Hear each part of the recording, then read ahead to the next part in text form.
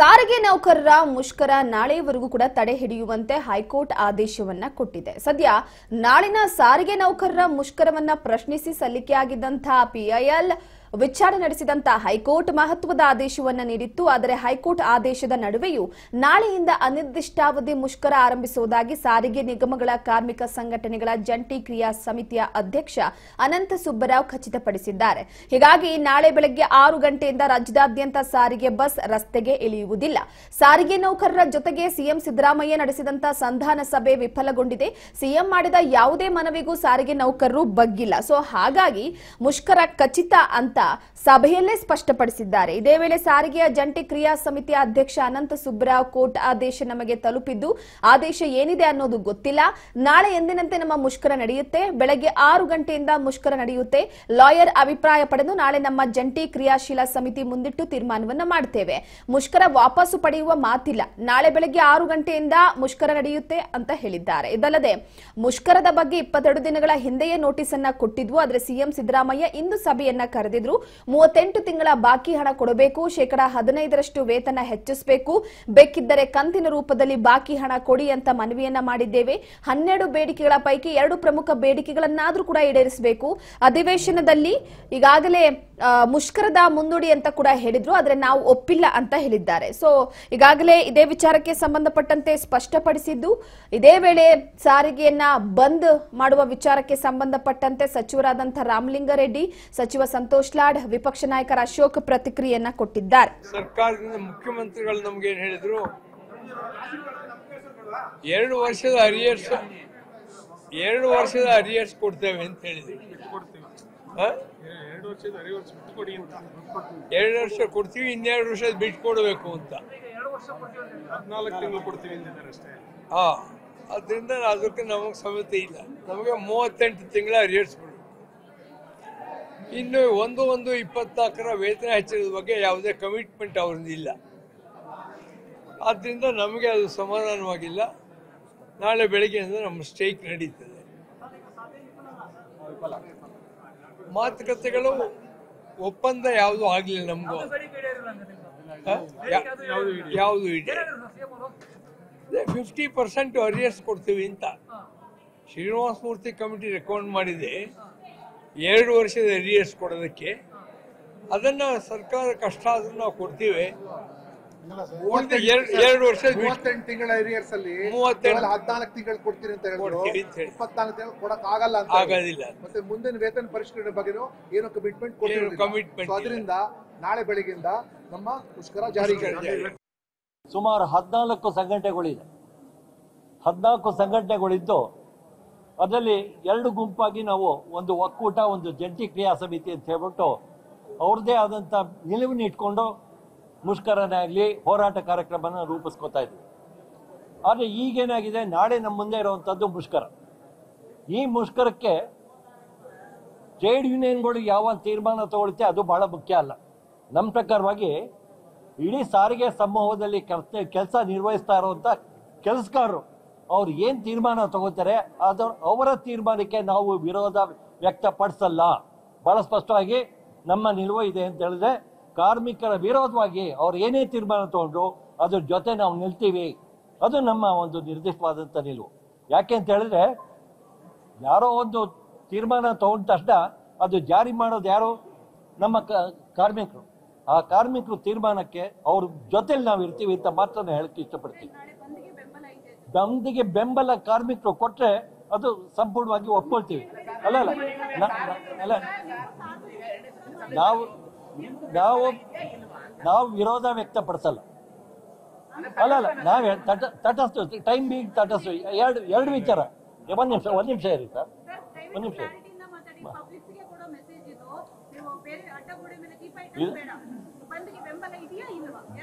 ಬಂದ್ಗೆ ನಾವು ಬೆಂಬಲ ಕೊಡ್ಬೇಕಾದ್ರೆ ಇವತ್ತು ಇದು ಏನು ಕೋರ್ಟ್ ನ್ಯಾಯಾಲಯದ ಮುಂದೆ ಇರುವಂಥದ್ದು ತೀರ್ಮಾನ ನಾಳೆ ಆಗಬೇಕಾಗಿದೆ.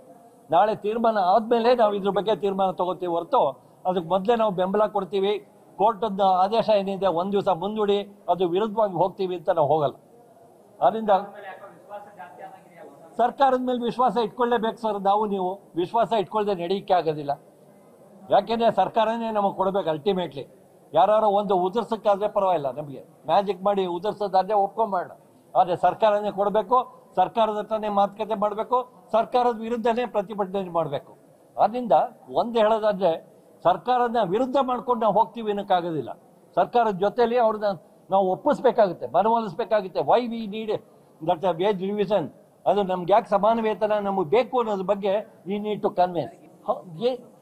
ಇದು ನೋಡಿ ಸರ್, ಭಾಳ ಸ್ಪಷ್ಟ ಆಗುತ್ತೆ ಸರ್. ಒಂದು ನಿಮಿಷ ಇದರಲ್ಲಿ ತಿಳ್ಕೊಬೇಕಾದ ಇಷ್ಟೇ. ಹಿಂದೆ ಅಗ್ರಿಮೆಂಟ್ ಮಾಡಿದ್ರು, ಹಿಂದೆ 2020 ಆಗಬೇಕಾದ್ದು 23 ಮಾಡಿದ್ರು. ಅವತ್ತು ಕರೋನಾ ಆದ್ಮೇಲೆ 23 ಅಗ್ರಿಮೆಂಟ್ ಮಾಡಿದಾಗ ಅವತ್ತು ನೋಡ್ಕೋಬೇಕಾಗಿತ್ತು ಏನು ತಪ್ಪು ಮಾಡಿದ್ದೀವಿ, ಏನು ಸರಿ ಮಾಡಿದ್ದೀವಿ ಅಂತ. ಅವ್ರು ಮಾಡಿರೋ ಪಾಪಕ್ಕೆ ನಾವು ಇವತ್ತು ಹೊಣೆಗಾರಿಕೆ ಆಗ್ತಾ ಇದ್ದೀವಿ. ಹಿಂದೆ ಮಾಡಿದಂಥ ಪಾಪ ಅದು. ಏನು 23 ಜಾರಿ ಬರಬೇಕು ಅಂತ ಮಾಡಿದ್ದಾರೆ, ಅವತ್ತು ಅದನ್ನ ಗಮನ ಹರಿಸಿ ಅದನ್ನ ಸರಿಪಡಿಸಿದ್ರೆ ಇವತ್ತು ಇಡೀ ಸಾರಿಗೆ ಸಮೂಹ ಈ ಕಷ್ಟ ಪರಿಸ್ಥಿತಿಗೆ ಬರಬೇಕಾದಿರ್ಲಿಲ್ಲ. ಒಂದು 20 ಏನಿದೆ ಎಲ್ರಿಗೂ ಅರಿಯರ್ಸ್ ಬರೋದು. ನೋಡಿ ಮೇಡಮ್, ನಾವು ಒಂದು ಮಾತು ಹೇಳೋದು ಇಷ್ಟೇ. ಇದರಲ್ಲಿ ಏನಂದ್ರೆ ಎಷ್ಟು ಜನ ಆಗಿದ್ದಾರೆ, ಎಷ್ಟು ಜನ ಇಲ್ಲ ಅಂತ ಹೇಳಿದ್ರೆ ಇದು ಇಟ್ಸ್ ಎ ನಂಬರ್ ಗೇಮ್ ಆಗ್ತೀವಿ. ಆದ್ರಿಂದ ನಾವು ಹೇಳ್ತಾ ಇರೋದೇನೆಂದ್ರೆ ಚುನಾವಣೆ ನಡೆಸಿ ಯಾವ ಸಂಘಟನೆಗೆ ಬೆಂಬಲ ಇದೆ ಅನ್ನೋದು ನಿಮಗೆ ಗೊತ್ತಾಗುತ್ತೆ. ನಾವು ಹೇಳ್ಬೋದು ಎಲ್ಲ ಕಾರ್ಮಿಕರು ನಮ್ಮ ಜೊತೆಲೇ ಇದ್ದಾರೆ ಹೇಳ್ತೀವಿ, ಬೇರೆಯವ್ರ ಸಂಘಟನೆಯವರು ಹೇಳ್ತಾರೆ ನಮ್ಮ ಜೊತೆಲೇ ಇದ್ದಾರೆ ಅಂತ. ಆದ್ರಿಂದ ಇಟ್ ಇಸ್ ಅ ಕನ್ಫ್ಯೂಷನ್.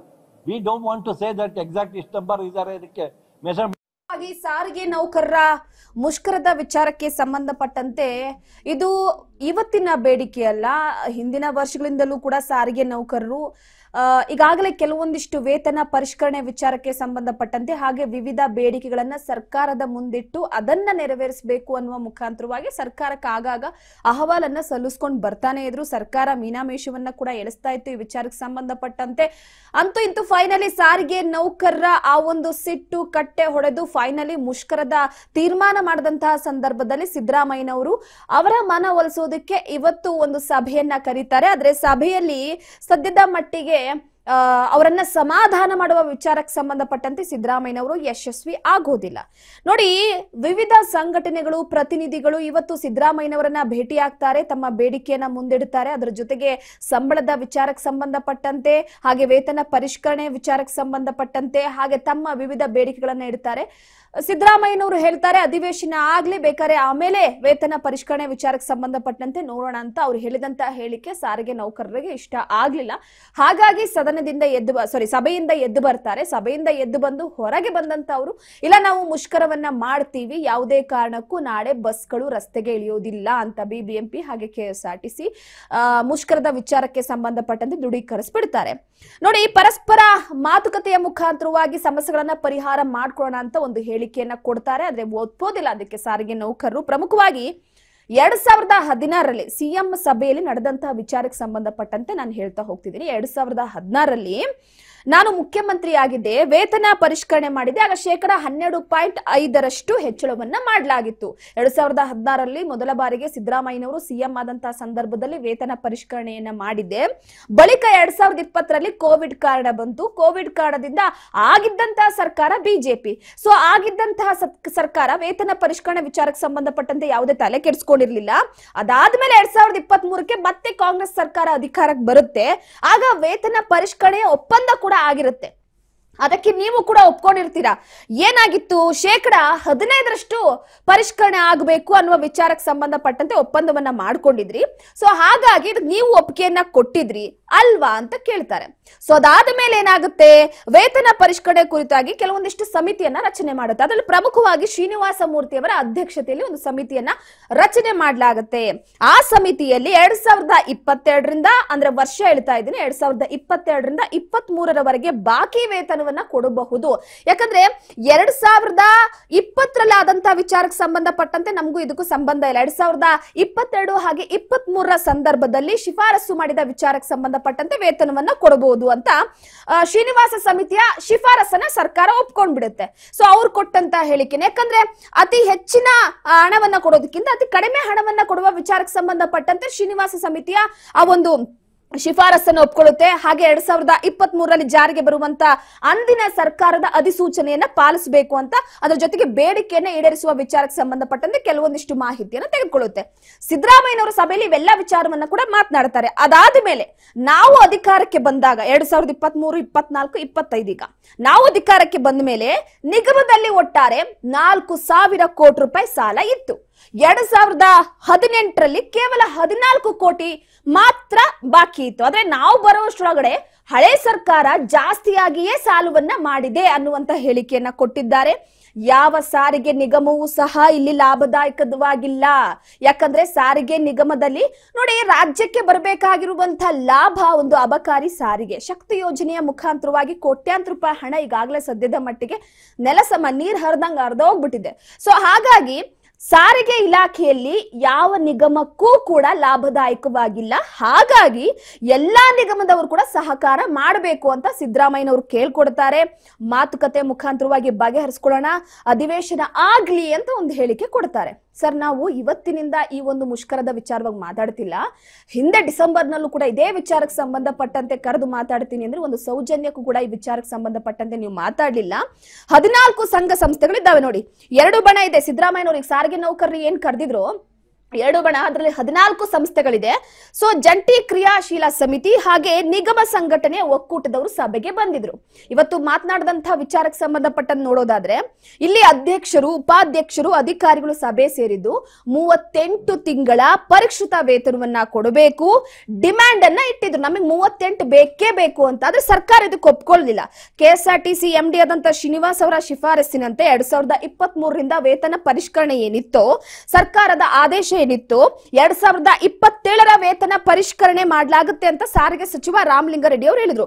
2023ರಿಂದ ಸರ್ಕಾರ ಅಧಿಕಾರಕ್ಕೆ ಬಂದಿದೆಯಲ್ಲ, ಕಾಂಗ್ರೆಸ್ ಸರ್ಕಾರ 23ರಿಂದ 27ರವರೆಗೂ ಕೂಡ 5 ವರ್ಷ ಅಧಿಕಾರವನ್ನ ನಡೆಸ್ತಾರೆ. 5 ವರ್ಷ ನಮ್ಮ ಸರ್ಕಾರ ಇರೋವರೆಗೂ ಕೂಡ ನಾವು ವೇತನವನ್ನ ಪರಿಷ್ಕರಣೆ ಮಾಡ್ತೀವಿ. ಆದ್ರೆ ನೀವು ಸ್ವಲ್ಪ ಅಡ್ಜಸ್ಟ್ ಮಾಡ್ಕೋಬೇಕು, ಅರ್ಥ ಮಾಡ್ಕೋಬೇಕು ಅಂತ ಸಾರಿಗೆ ಸಚಿವರು ಕೂಡ ಹೇಳ್ತಾರೆ. ಇದಕ್ಕೆ ಒಪ್ಪದಂತಹ ಸಾರಿಗೆ ನೌಕರರು ಇಲ್ಲಿ ಎಲ್ಲೋ ಒಂದು ಕಡೆ ಸದ್ಯದ ಮಟ್ಟಿಗೆ ನಮಗೆ ಬೇಡವೇ ಬೇಡ, ನಮಗೆ ಹೇಳಿದ ರೀತಿಯಲ್ಲಿ ನಾವು ಕೊಟ್ಟಂತಹ ಮನವಿಯನ್ನ ನೀವು ಸ್ವೀಕಾರ ಮಾಡಲೇಬೇಕು ದಯವಿಟ್ಟು. ಯಾಕಂದ್ರೆ ಇರುವಂತಹ ಸಿಬ್ಬಂದಿಗಳು ಮನೆಯನ್ನ ನಡೆಸೋದಕ್ಕೆ ಸಾಧ್ಯವಾಗ್ತಾ ಇಲ್ಲ. ನೀವು ಸರ್ಕಾರದವ್ರು ಲಾಸ್ ಮಾಡ್ಕೊಂಡ್ರೆ ಸಿಬ್ಬಂದಿಗಳಿಗೆ ಸರಿಯಾಗಿ ವೇತನ ಕೂಡ ಸಿಗ್ತಾ ಇಲ್ಲ. ನಿಮ್ಮ ಸರ್ಕಾರ ಈಗಿರುತ್ತೆ, ನಾಳೆ ಹೋಗುತ್ತೆ, ಬೇರೆ ಸರ್ಕಾರ ಬರುತ್ತೆ. ಬೇರೆ ಸರ್ಕಾರ ಬಂದಂತಹ ಸಂದರ್ಭದಲ್ಲಿ ಬರೀ ನಾವು ಹೋಗಿ ಬಾಯ್ ಬಡ್ಕೊಳ್ಳೋದಾಗಿದೆ. ಈ ಹಿಂದೆ ಕೂಡ ಇದೇ ರೀತಿಯಾಗಿ ಮುಷ್ಕರದ ವಿಚಾರಕ್ಕೆ ಸಂಬಂಧಪಟ್ಟಂತೆ ಸರ್ಕಾರಕ್ಕೆ ಹೇಳಿದಾಗ ಕೂಡ ಸಿದ್ದರಾಮಯ್ಯನವರು ಒಂದು ಮಾತು ಕರೆದು ಏನೂ ಮಾತನಾಡಲಿಲ್ಲ. ಹಾಗಾಗಿ ನಮ್ಮ ಬೇಡಿಕೆಯನ್ನ ಈಡೇರಿಸಲೇಬೇಕು ಅಂತ ಒಂದು ಹೇಳಿಕೆಯನ್ನ ಸಿದ್ದರಾಮಯ್ಯನವರು ಸಲ್ಲಿಸ್ತಾರೆ. ಬಿಲ್ಕುಲ್ ಸಿದ್ದರಾಮಯ್ಯನವರು ಇದಕ್ಕೆ ಒಪ್ಪಲ್ಲ, ವಿಫಲ ಆಗುತ್ತೆ. ಸೊ ಎಲ್ಲೋ ಒಂದು ಕಡೆ ಫೈನಲಿ ನಾಳೆ ನಾವ್ ಯಾರು ಕೂಡ ಬಸ್ ಓಡಿಸಲ್ಲ ಅನ್ನುವ ವಿಚಾರಕ್ಕೆ ಸಂಬಂಧಪಟ್ಟಂತೆ ಎಲ್ಲಾ ನೌಕರರು ಕೂಡ ಮುಂದಾಗ್ತಿದ್ದಾರೆ. ಸೊ ನಾಳೆ ಜನರು ಯಾರೇ ಆಗಿರ್ಲಿ ಕೂಡ ನಾಳೆ ಯಾವುದೇ ಬಸ್ಸು ರಸ್ತೆಗಿಳಿಯಲ್ಲ. ಅದಾದ ನಂತರವಾಗಿ ಪ್ರತಿಯೊಂದು ವಿಚಾರಕ್ಕೆ ಅಳೆದು ತೂಗಿ ಇಲ್ಲ ಸರ್ಕಾರಕ್ಕೆ ಬಿಸಿ ಮುಟ್ಟಿಸಲೇಬೇಕು ಅನ್ನುವ ವಿಚಾರಕ್ಕೆ ಸಂಬಂಧಪಟ್ಟಂತೆ ಮುಂದಾಗ್ತಾ ಇರುವಂತದ್ದು. ಸೊ ನೋಡೋಣ ನಾಳಿನ ಸಾರಿಗೆ ನೌಕರರ ಮುಷ್ಕರ ಯಾವ ರೀತಿ ಸಾಗುತ್ತೆ. ಕೋರ್ಟ್ ಕೂಡ ಇದೇ ವಿಚಾರಕ್ಕೆ ಸಂಬಂಧಪಟ್ಟಂತೆ ಆದೇಶವನ್ನ ಹೊರಡಿಸಿದೆ. ಆ ವಿಚಾರವಾಗಿ ಕೂಡ ಮಾತನಾಡಿದ್ದಾರೆ. ನಾಳೆ ಬೇಡ ಅಂತ ಹೇಳಿದ್ರು ಕೂಡ ಸಾರಿಗೆ ನೌಕರರು ಮುಷ್ಕರವನ್ನ ಮಾಡ್ತಿದ್ದಾರೆ.